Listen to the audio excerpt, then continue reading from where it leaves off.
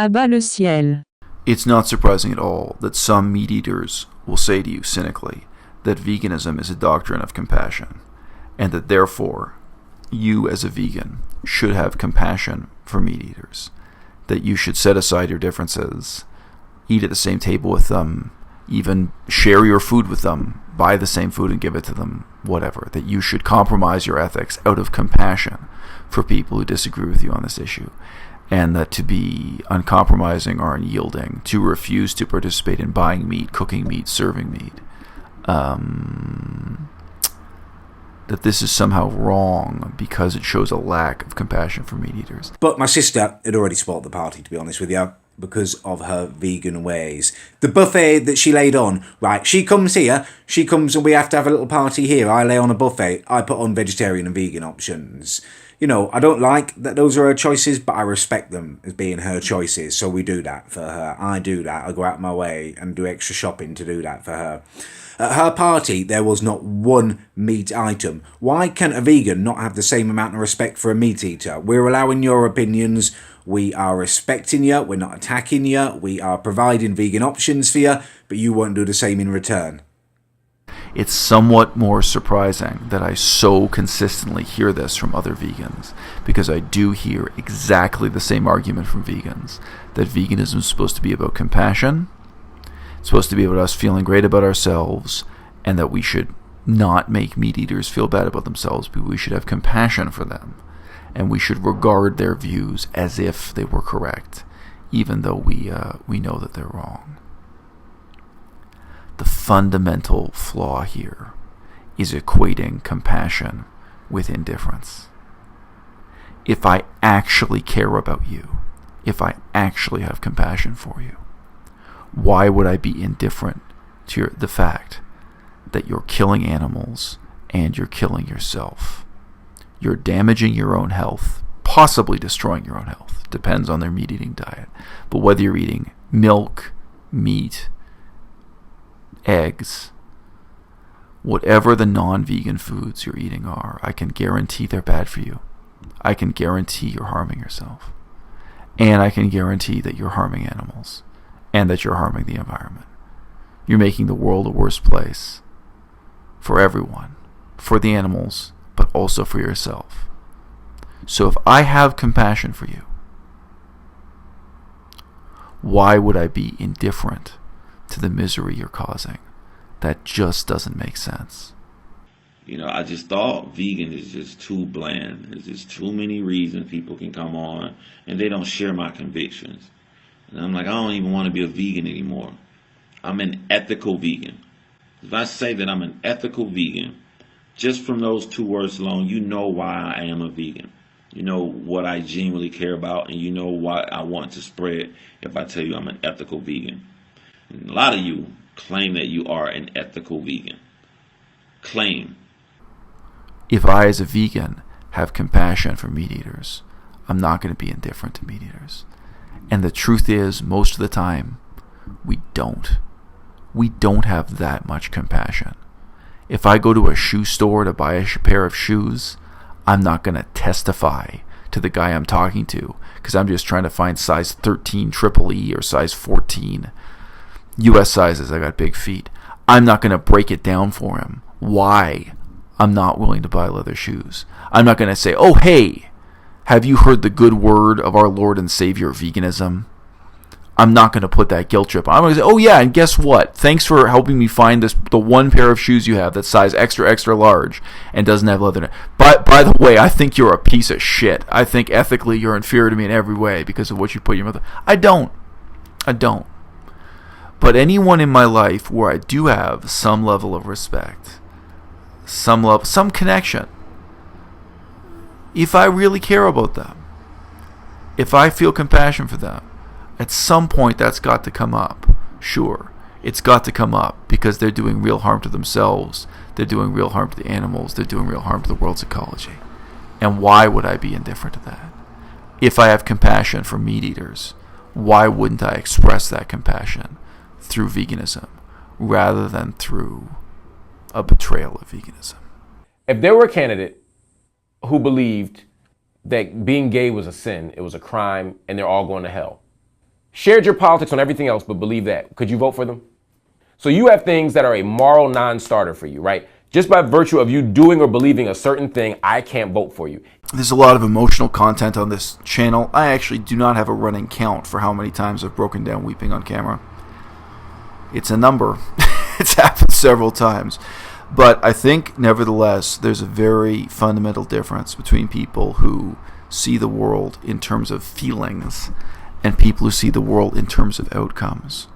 And one of the nastiest divisions that exists within veganism is definitely the issue of insisting on viewing human feelings as the primary purpose of veganism. Now, what do I mean by this? If you haven't encountered this yet, you will. As a vegan, eventually you will. There are some vegans who say, how dare you hurt the feelings of meat eaters? How dare you disrespect and disturb meat eaters? How dare you make them feel bad about themselves? Because, they think, they reason, the primary purpose of veganism is feeling good. That we as vegans feel good about ourselves. We do this in order to feel good. Doing this makes us feel good. We should show others. We should share with others how good we feel. But that this does not justify making others feel bad, making others feel guilty, etc. Because feelings are what matters here. Now, I don't see the world that way at all. I can understand that perspective. I understand when I hear it from vegans, and I understand it when I hear it from meat eaters. When you hear it from meat eaters, it makes even more sense, because the meat eaters say that they respect vegans, therefore vegans ought to respect them in return. Mutual respect, mutual compromise, mutual coexistence. At her party, there was not one meat item. Why can't a vegan not have the same amount of respect for a meat eater? And you know what? She says, oh, I've explained to the children. Well, they're 6 and they're 4, these 2 girls that she's got. She's explained about being a vegan and a vegetarian. They support that decision. Well, when I get sent to pick them up from school because she's too busy and I buy them sweeties on the way home, I explain to them that Haribo are made with horses' hoofs and all that kind of stuff, and it's got animal products in. They don't care. They will scoff that Haribo right down. Give them an ice cream. Get them an ice cream from the ice cream van on the way home on a sunny day. Tell them that it's made with milk and stuff. They don't care. So she's lying. She is kidding herself. Kidding herself. But it's not about feelings, it's about outcomes. And as soon as we shift to viewing the world in terms of outcomes, it's actually unflattering to the vegan cause, right?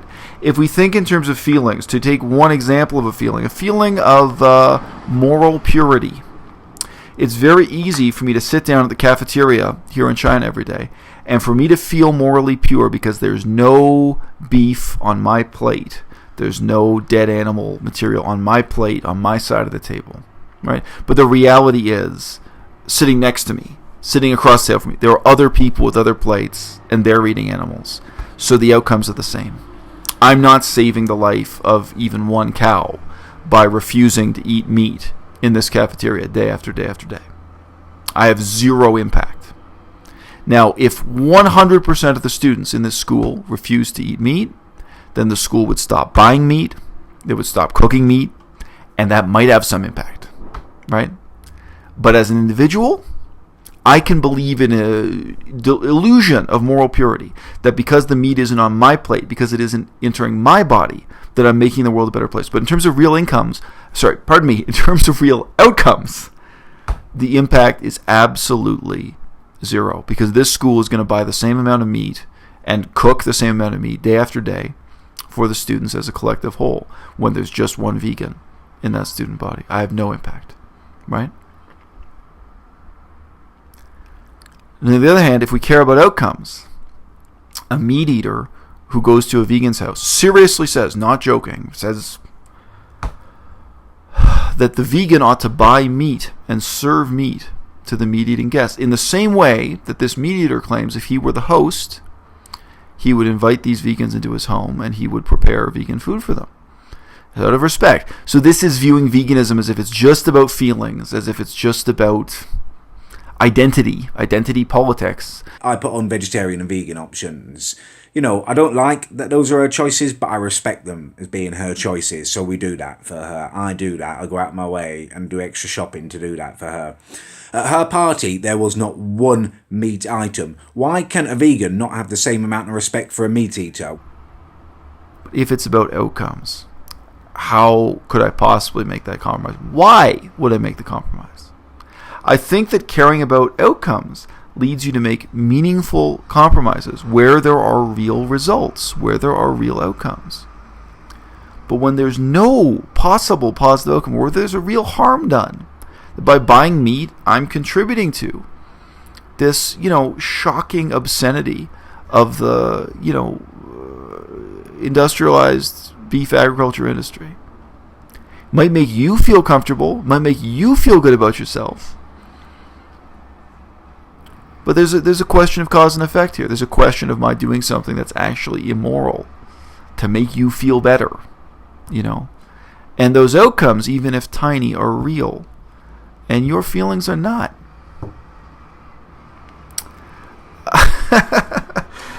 I don't mean that. You know what? Feelings are real. Feelings are real. But feelings also can be wrong. You can have a grandfather who's racist, and it'll make him feel better if you agree with him. But his feelings are wrong. So you don't want to do that. You can flatter him, or you can avoid the subject, or you can deal with it head on. But he's got his feelings. His feelings are real, and they may reflect a century of experience. He may have all kinds of reasons for why he feels the way he does, but it's still wrong. And meat eaters, they don't just have one, they have a millennium of reasons to feel the way they do, to value meat, including especially, religious rituals involving meat eating and sharing meat, the symbolic value and even dietary value, what have you, of meat in their life, their culture. They may have all kinds of very strong, deeply held reasons for why they eat meat, why they think it's necessary and natural and normal and even morally positive and good. I've seen so many charities where their main way of helping poor people is giving them meat, where sharing meat with the poor is of such religious and symbolic, but it's still wrong. Your charity may go out and give turkeys to homeless people. In the United States, that's considered a very powerful form of charity. It's giving turkey meat to homeless people. In the Muslim world, it's normally goat meat or lamb meat, dead sheep. And I've seen that in Southeast Asia. They think that's a tremendously meaningful thing to go out and find the poorest of the poor and share meat with them. But it's still wrong. It's bad for the animal, it's bad for the environment, it's bad for you, it's bad for your health. You're actually slightly poisoning all the people you share that food with. So I retract what I said earlier. It's not that the feelings are unreal and that the outcomes are real. It's not that simple. They're both real in their sense, but the outcomes are real and your feelings can't be wrong. I think that caring about outcomes doesn't result in us becoming harsh and unyielding and uncompromising. I think it leads us to seek out the compromises that are really worth making. If you want to set up a charity in Southeast Asia, in Cambodia, in Laos, in Indonesia, you name it, you may have serious problems with the government that you have to compromise with there. And then you have to ask yourself, okay, if I'm going to run this charity, maybe it's a charity to promote veganism or animal rights or ecology. Maybe it's just a charity to give food to starving people. And maybe you've reached a level of sophistication where you realize that it's a lot more meaningful to give vegan food to starving people than to kill an animal, to have an animal live its whole life in misery, have its throat slit, suffer and die, to feed those same people. But whatever your charity is, if you're pursuing those charitable goals and you've got to sign a contract with the government of that country, you've got to sign a memorandum of understanding, you've got to set up the foundation, you've got to make those commitments, legal and otherwise, you have to compromise. If those goals are worth it, you're going to make that compromise. And you have to decide in case I've given advice to charities. And I remember one charity, I advised them not to. My final advice to them was don't do it. Don't sign the agreement, don't set up here. And they took my advice. So I ended up making the executive decision, I guess, in that particular charity. They canceled their project in Laos because of the advice I gave them, actually, which is interesting. All the time I give people advice they disregard, which is also interesting in a different way.